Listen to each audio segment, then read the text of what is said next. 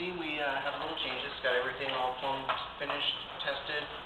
No more leaks. I got all the equipment cleaned and put back in.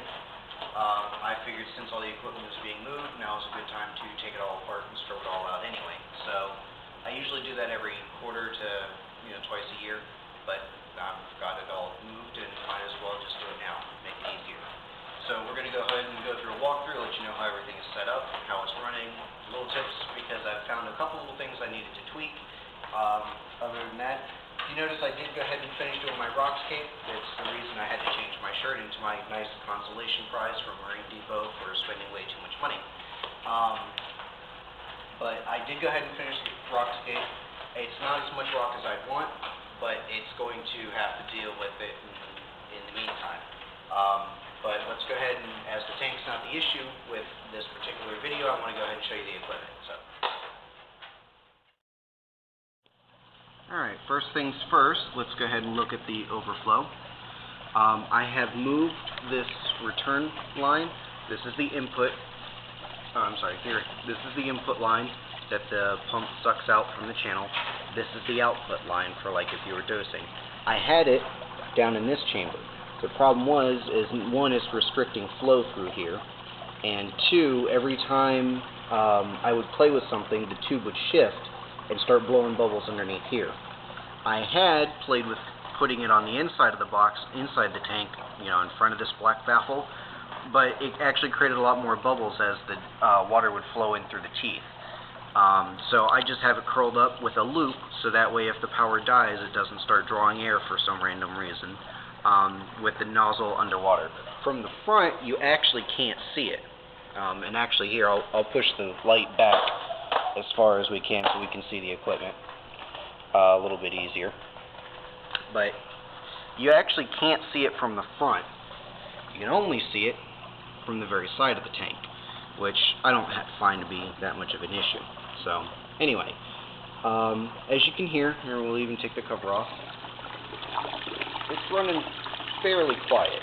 I haven't tweaked with the air lines yet, the little glass tubes that they use to create partial siphons in each one.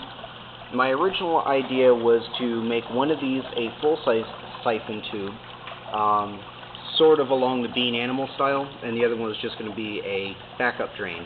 And basically I was going to try and push as much water through one pipe as I could. Problem with that is I'm really not sure exactly how much water the Mag 18 is putting out.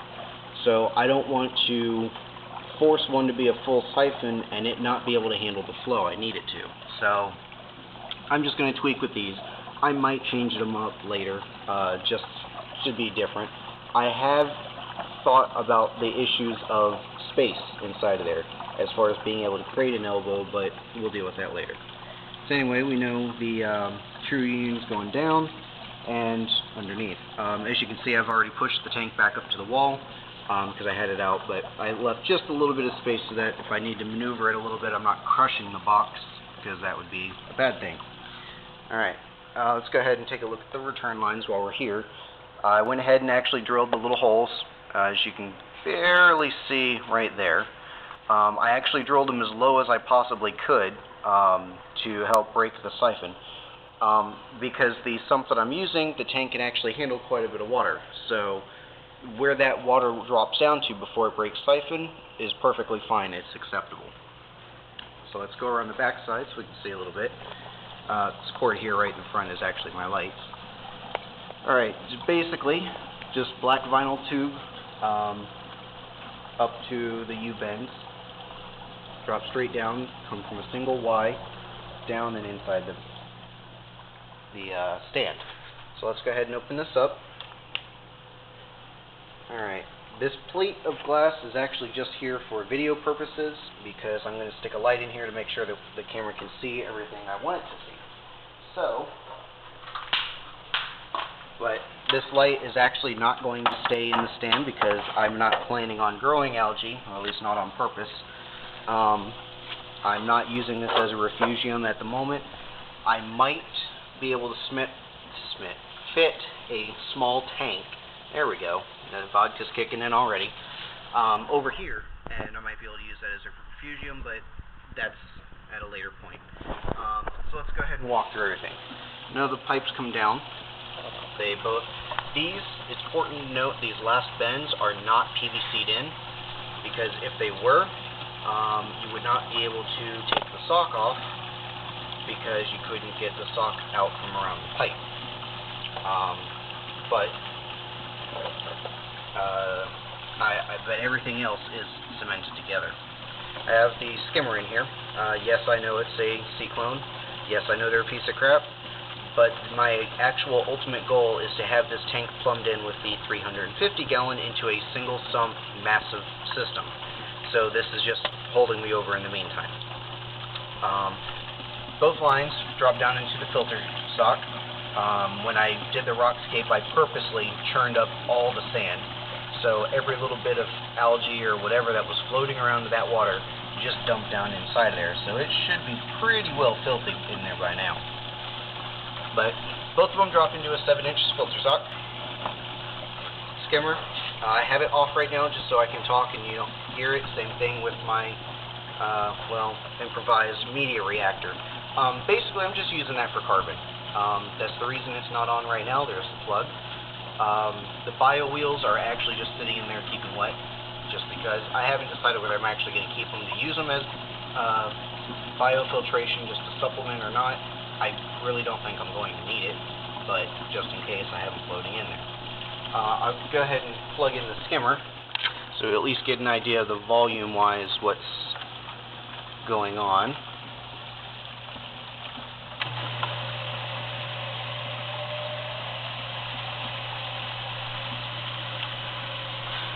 Now, I purposely positioned this so that the water coming off hits the side of the sock.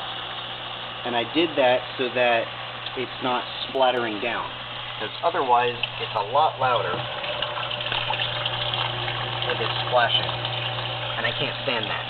It kind of makes me have to pee every 5 minutes, so I try to keep it so that it's hitting against something. The bio wheel for running carbon, I have it on running for a little while just to see. And it splashes too, but not quite as bad. But, well, like I said, I only run carbon every once in a while just in case. So, let's see what else we got in here. Grounding probe. Honestly, I believe every tank should have one of these because, as several people have found out, if your heater fails, it happens to short out or whatever, you stick your hand in the water, you definitely know it failed. So, please get yourself a grounding probe, just to be on the safe side. At least, if nothing else, you can rule out why is my fish swimming funny, because you know it's not electricity. You can at least figure out, mark that one off your list. Move the bio wheels out of the way here.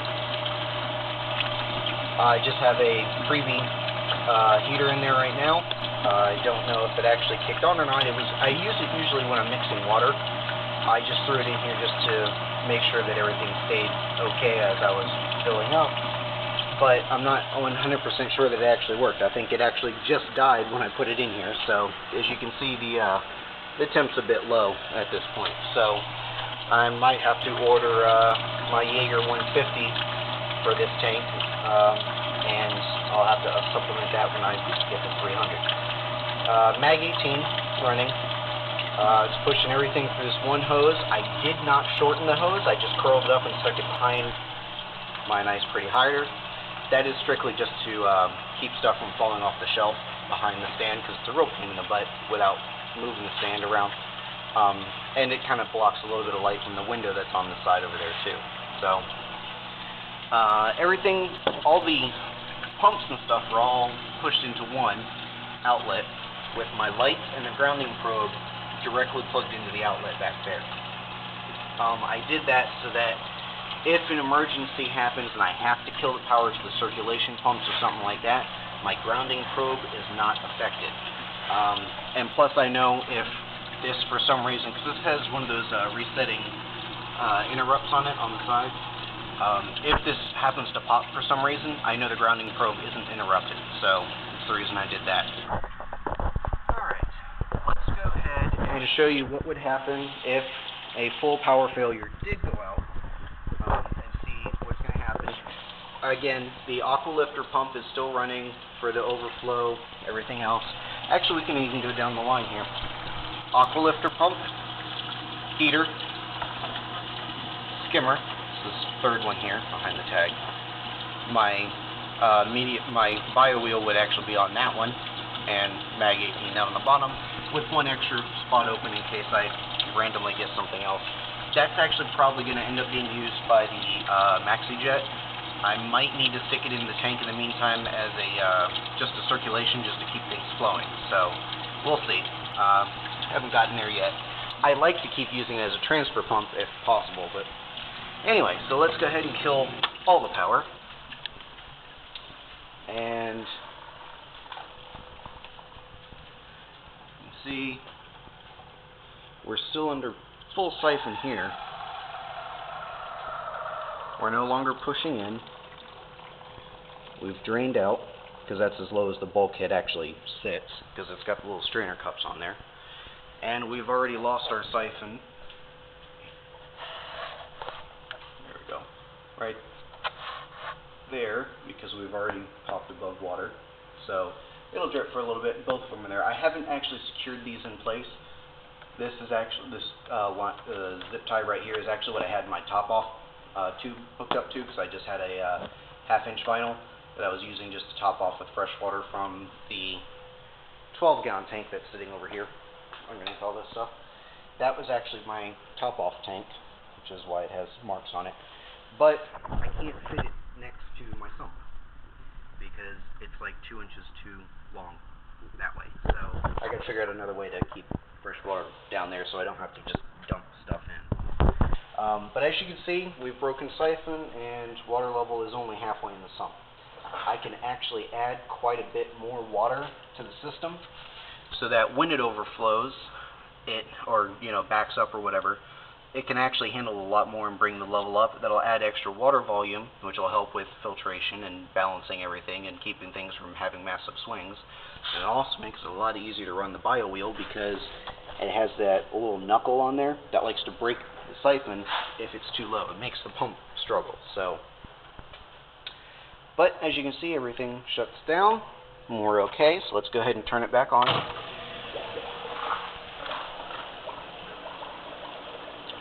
Scare the fish. You can see the siphon pulling all the water out, or all the air out. The lifter pump is pulling all the air out. There we go. I can speak today. There we go. We're under full flow there. Flowing down. Top of the bio wheel. And as you can see, sump is back down to level. Tank water level is back up where it was. Let's get up on the side, maybe we can see a little better. I run my tank kind of with a little bit of room to spare just in case. The only problem I would ever run across is if for some reason both of those drain lines clogged on the overflow.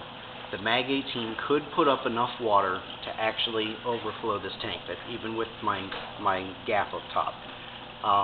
I'd have to get a float switch just to make sure and put it on a dead switch or whatever for the mag 18. But in the meantime, this is what I got, and that's what I'm going with. So that's how I rearranged everything. I'm going to pack all my stuff back up into my cabinet and hide it away before the wife yells at me for having fish stuff out again. And appreciate your comments. Like I said, I'm hoping at some point to switch out this tank for one that I can somehow squeeze back in here. And thank you, dog. Appreciate you. Sorry. That will hopefully span the whole thing. And that'll help add a lot of volume, and I can actually baffle it and everything the way I want to. So I'm not actually getting any bubbles blowing up into the display tank from mag 18. This little sponge down here is actually doing quite a good job blocking all that, because there are some bubbles, but they're not coming off too terribly bad. Even the micro bubble factory that is that skimmer is actually, I purposely put the skimmer all the way to the left with the filter bag in the middle, so that way it would kind of create a baffle on its own. The water can go by, but at least the majority of bubbles are going to get attracted to this sock. Well, let me go ahead and show you what kind of flow we're working with here. We've got quite a good bit of water coming out of there. Same thing from the other side.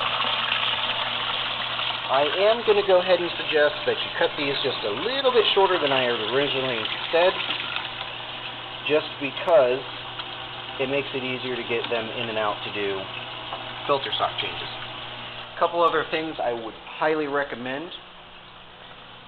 These thumb screws up top, I purposely unleveled them. This one is set higher than the one on the other side. The reason I did that is if you can see inside of there, when the air bubbles get pushed up inside, the air fitting that's right up here is closer if you raise this side up a little higher. Okay? It helps bring all the bubbles to this side so it sucks out the bubbles faster. You could make it level and it would be nice and run perfect, and that would be fine. I just think if the more water I can keep running through here and the less air, the better off I'll be. So, well, that's pretty much all my new additions. Like I said, I buried my pod hotel in the back, and I left it accessible so I can actually dump pods inside of the tube if I have to, you know, to re-force populate it or whatever, or clean out the filter pad on the inside. I figure I'm going to have to do that like once a year or so. And that's pretty much it. I'll take some pictures of everything and post those too, so those of you who hate watching YouTube videos can actually see, and it'll be a lot smaller.